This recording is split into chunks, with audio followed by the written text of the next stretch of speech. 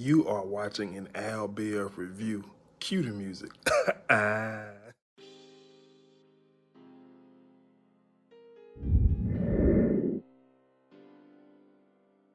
What's going on, guys? Welcome back to my channel. I'm here with the Power Recap.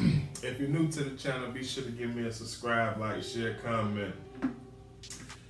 This episode pretty good, man. And let me tell you why, man. Me personally, I'm just go ahead and say this before I get into it. I'm not upset with Dre, and I kind of love the direction Tariq character is going in.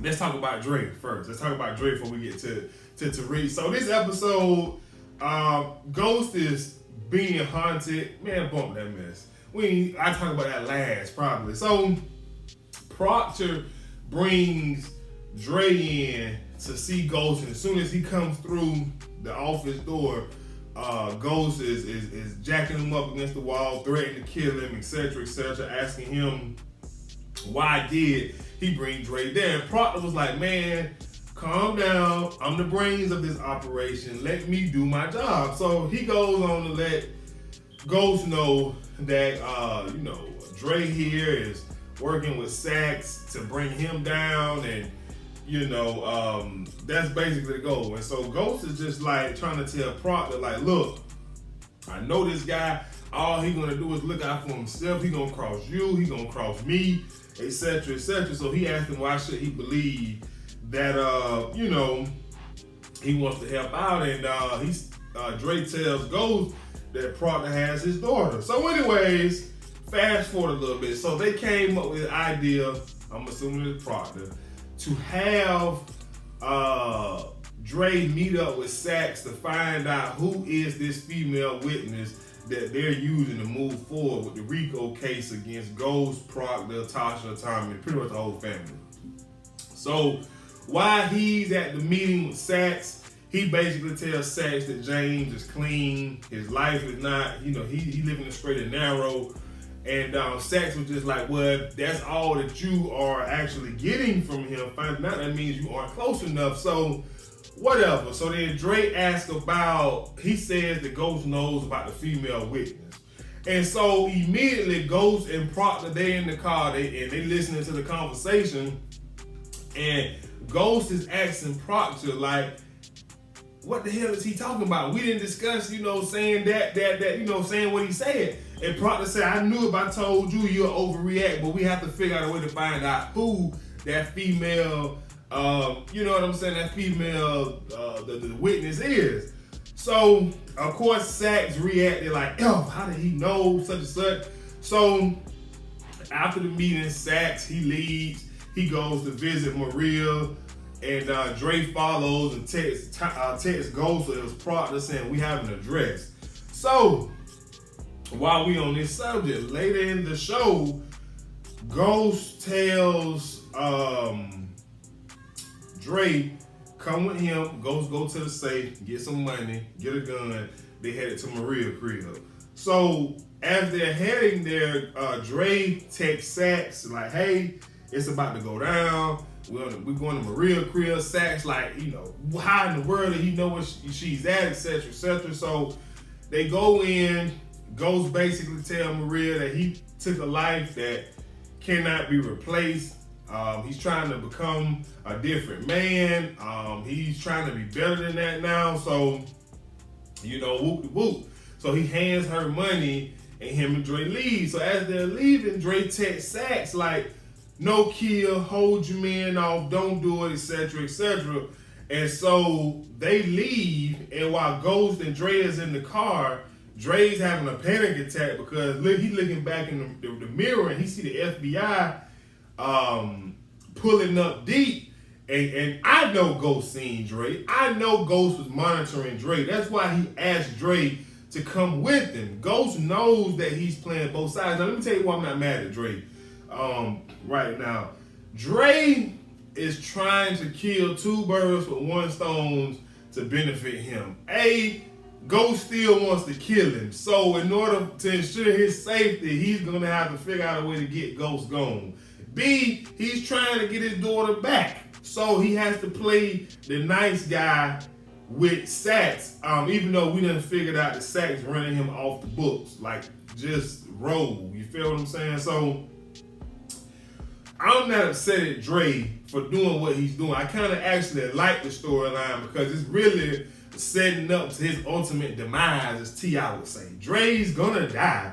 It's just a matter of when Ghost just confront him with how he put 2 and 2 together, things of that nature. So, moving on, this episode, Ghost is haunted by Angela's death.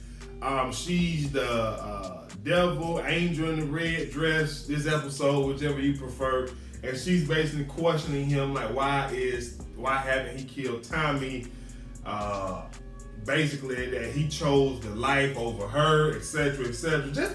And when she was talking all this talk, it sounded like Tasha to me. It just coming off less aggressive and nicer. You know what I'm saying? Like, I mean, obviously not the lifestyle, because that's kind of what Ghost and Tasha marriage kind of went this way. He had a vision to get out. She had a vision for him to become the biggest drug dealer New York City has ever seen.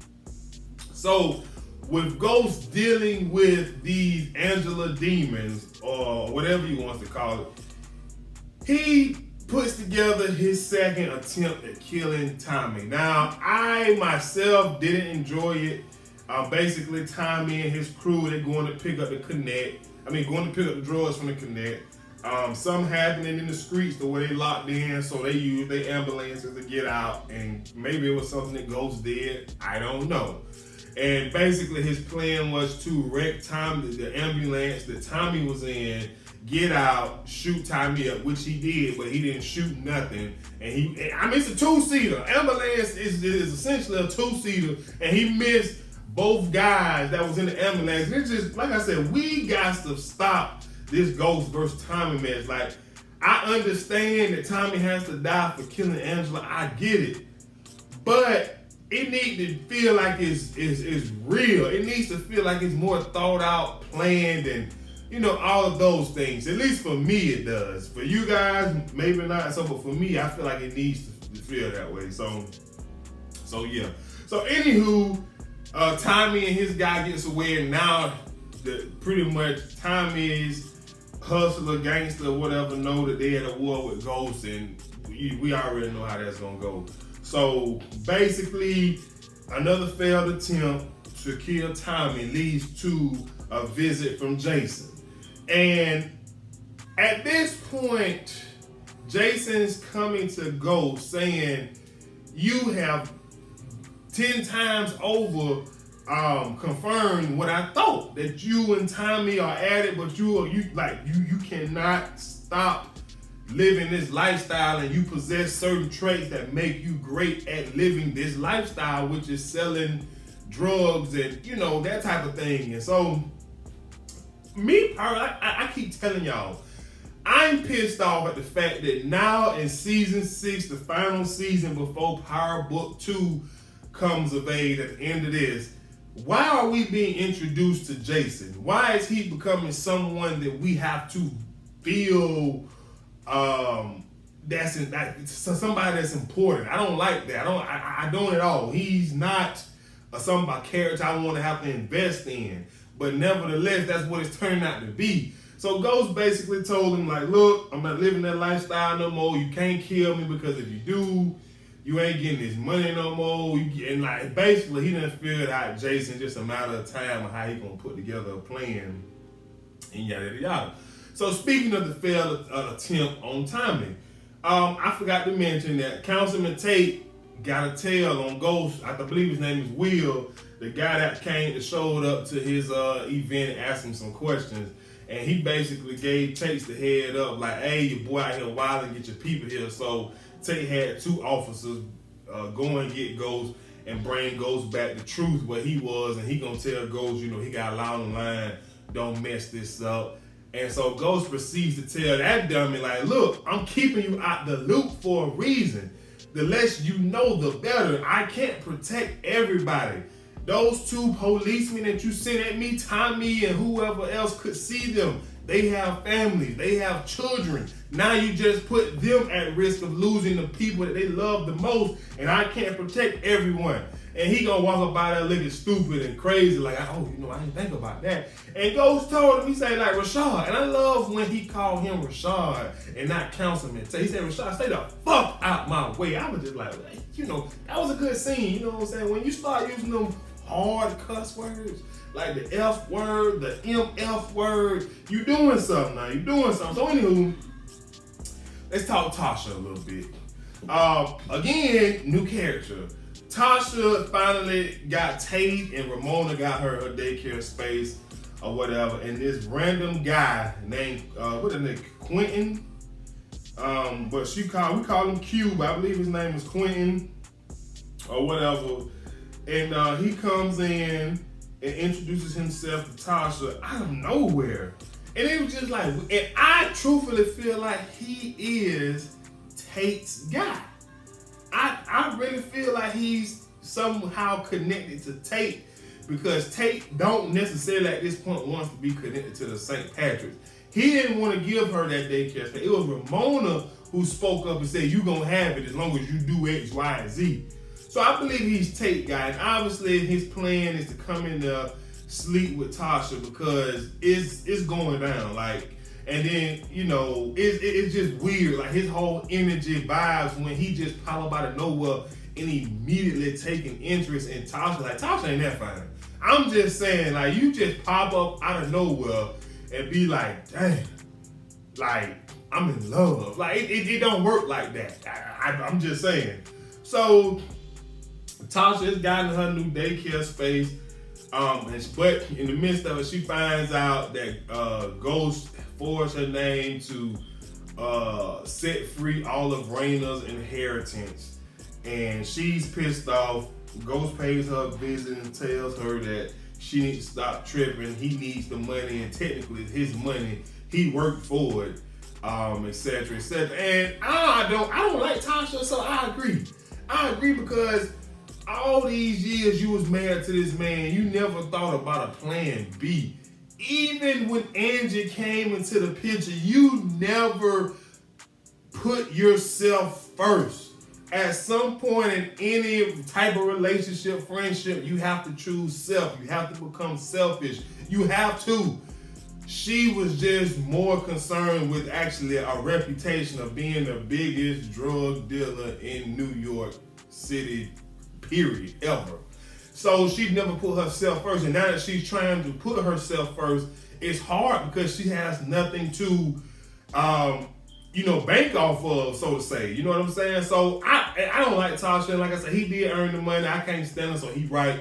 And while he in there talking to Tasha, her little boy toy came in there, and she fronted him in Ghost's face. So, we know what's finna happen. Then she tried to break up with him at the end, at some point of the show, and he told her that he can handle guys like her ex. And it just really felt like he was sent there to handle a guy like her ex. And I believe he's either Tate guy or Ramona sent him. Either or. I'm not 100% sure which one I want to go with. But that's that. So moving on to Tariq.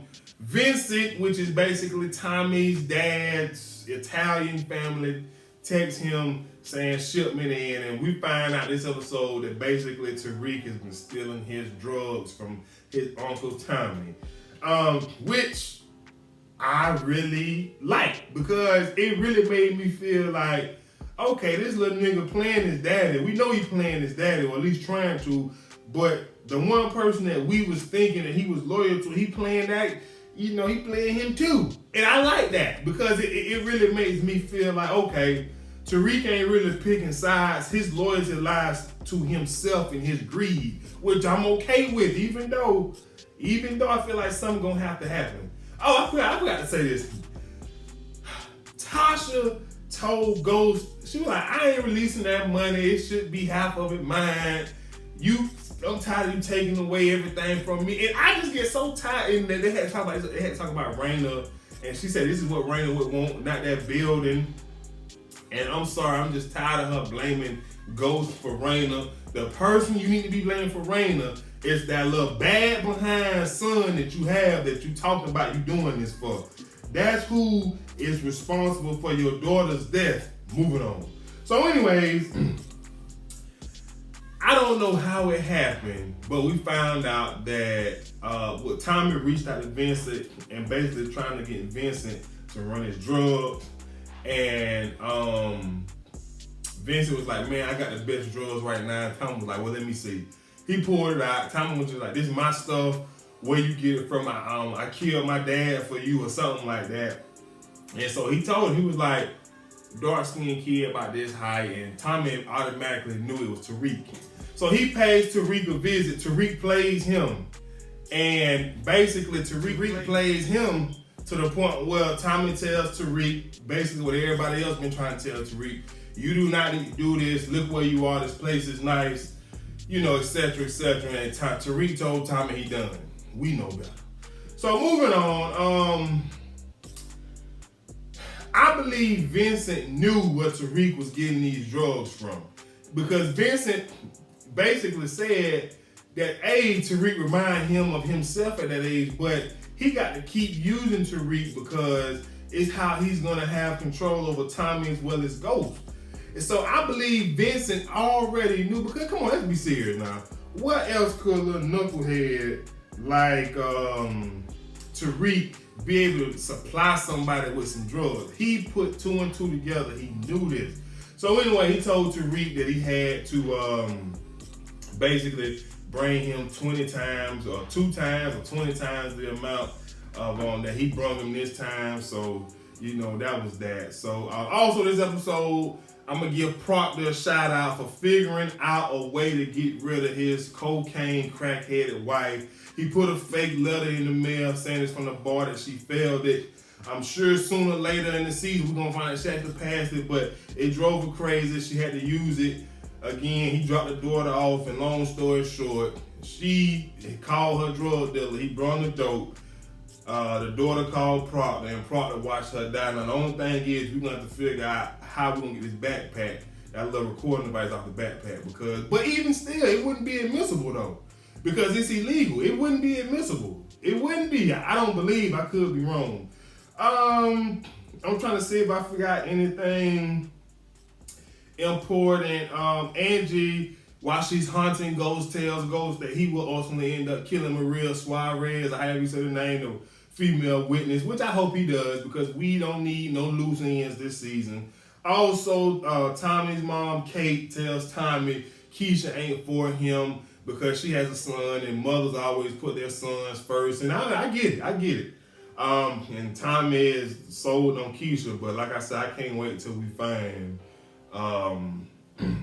put Keisha in a situation to the point where she got to really choose Tommy or her son. So, but I believe that is it. I believe that's it for this week episode. It wasn't a bad episode. It's pretty decent. I was happy with it, but that's pretty much all I have, guys. If you have anything to add, drop it down in the comment section below. Until next time, I'm out of here. Have a good week, man. Peace.